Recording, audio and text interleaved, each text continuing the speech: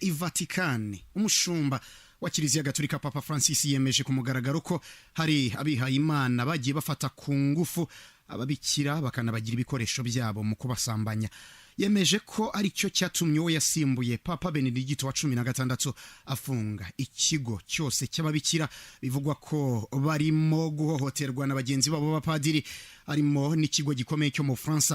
N'ubwa mbere Papa Francis yemeye ku mugaragaro ayo mahano akorerwa ababikira, ndetse avuga ko atewe impungenge nuko bikomeje kwiyongera, nyamara Kiliziya iri gushyiramo imbaraga kugira ngo bicike.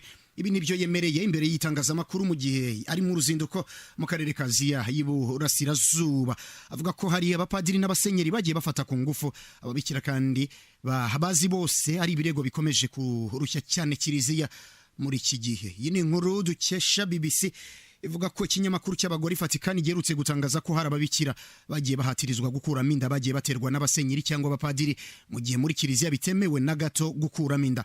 Ibi biraza byiyongera ku bindi Papa Francis aherutse gutangaza bwa mbere kurusha bamubanjirije ko ubutinganyi ari ikibazo gikomeje gufata intera hagati mu bapadiri. Si ibyo gusa, Papa Francis kandi n'uwafashe ya mbere mu gutangira gushyiraho iperereza no guhana abapadiri bivugwa mu bikorwa byo gufata abana ku ngufu b'abahungu ndetse n'abakobwa, abasenyeri bakabahishira. Mu bihugu birimo nk'Ububiligi, Irlande, Leta Zunze Ubumwe za Amerika, Ubudagi, Ubutaliyani, Ubuholandi, Autriche, Ubusuwisi, Malte hamwe na Espagne, ndetse no mu bihugu byinshi byo muri Amerika y'Amajyepfo, n'abapadiri benshi bagiye bashyirwa mu majwi yo gufata abana b'abahungu n'abakobwa ku ngufu, abasenyeri bagahishira ibi byaha.